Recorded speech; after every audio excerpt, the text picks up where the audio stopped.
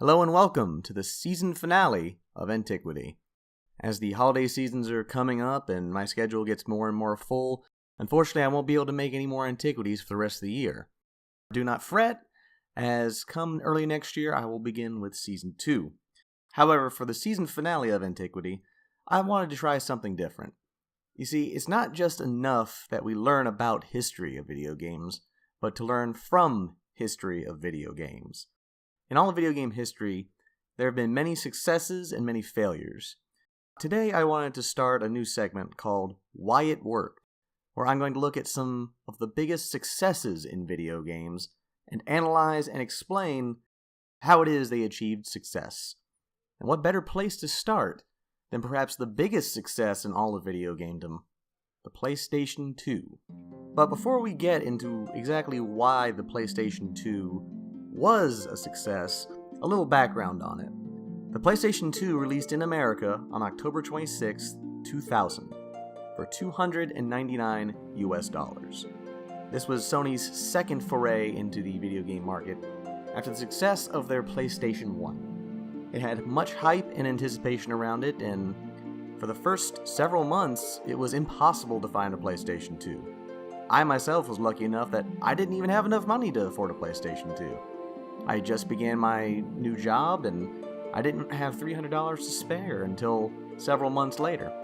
I remember specifically the day when I got my paycheck and realized I had enough money to get a PlayStation. I ran out to my local Media Play, rest in peace, and picked up one of the several PlayStation 2s they had, brought it home, plugged it in, and just reveled at the opening screen. My dad later took me out to Hollywood Video where I rented my first game, which was The Bouncer, and rented my first DVD movie, which was Die Hard with a Vengeance. I didn't buy my first video game until the following week on my next paycheck, which was Onimusha, a fantastic game, and Capcom, please bring that series back. Now, the PlayStation 2 out the gate was a phenomenal success, and absolutely steamrolled everything in its way, crushing both the Xbox and the PlayStation, and absolutely demolishing the Sega Dreamcast, crushing Sega's hopes at the video game console market for the rest of time. But why exactly was the PlayStation 2 such a success?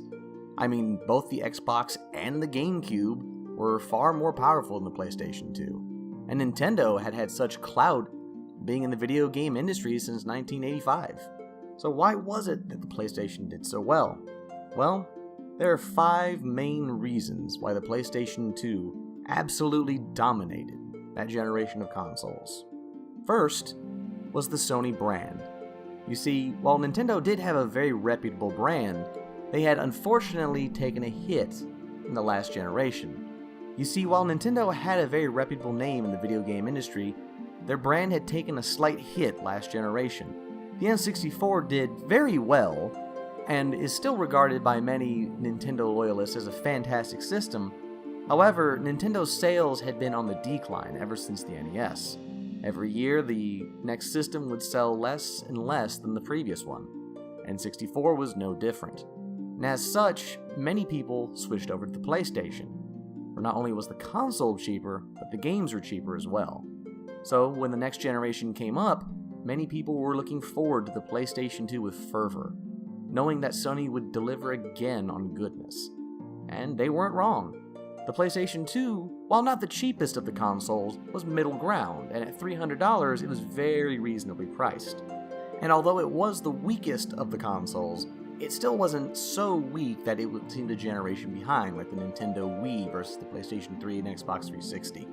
Sony was riding high on a wave of good success and used that to further push the Sony brand. This also leads us to the second reason why the PlayStation 2 did so well: backwards compatibility.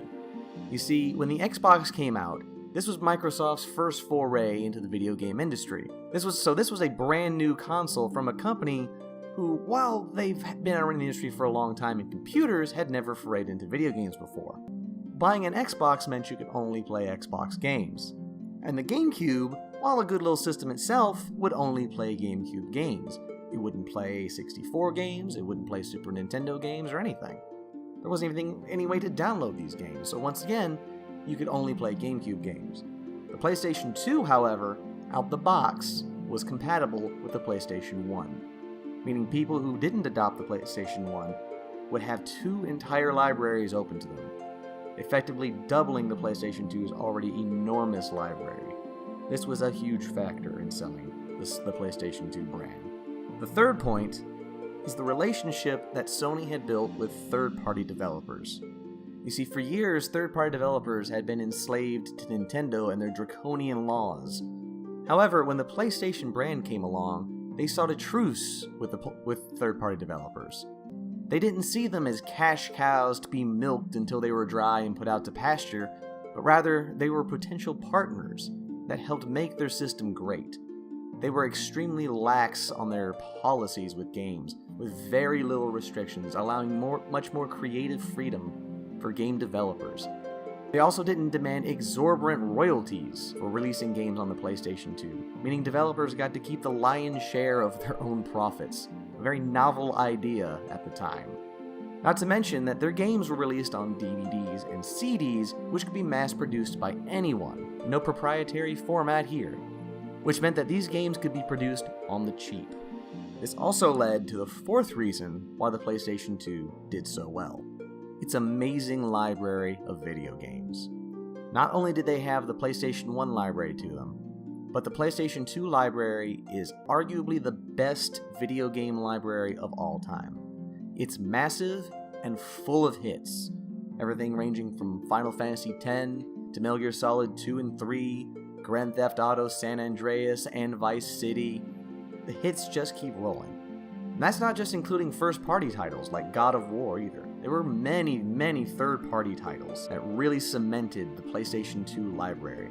There were many titles that you could only get on the PlayStation 2, which unfortunately left both Xbox and GameCube in the dust. As while both got their fair share of third parties, unfortunately Xbox just had very few first-party titles. Not to mention the GameCube, while it had some fantastic first-party titles, didn't have as many third-party titles.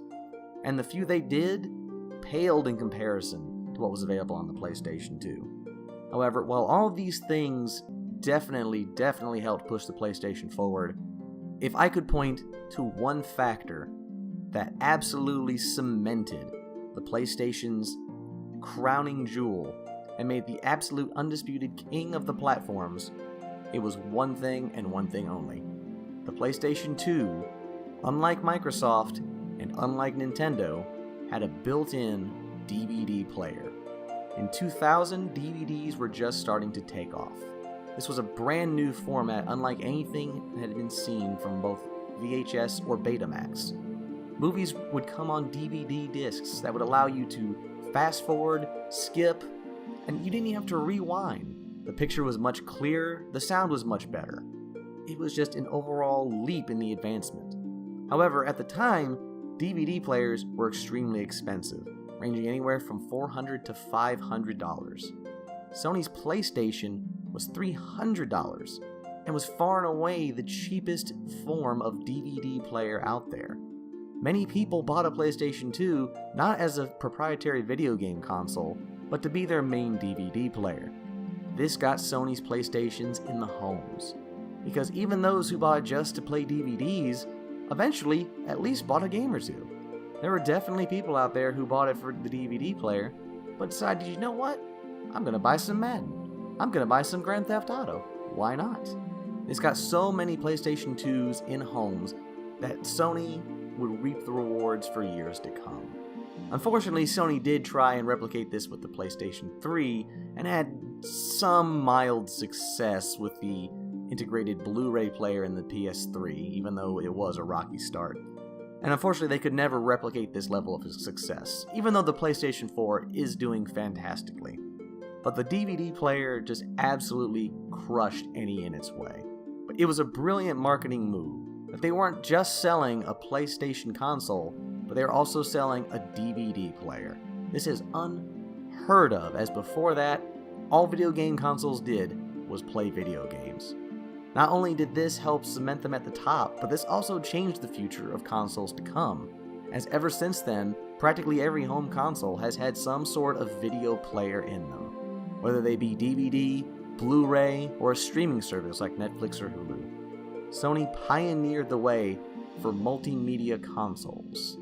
Once again, I'd like to thank all of you for joining me on this trip into the history of video games for Antiquity Season 1. I definitely hope to do a Season 2, and if you have any topics you'd like me to discuss, please feel free to let me know. Until then, stay hella average.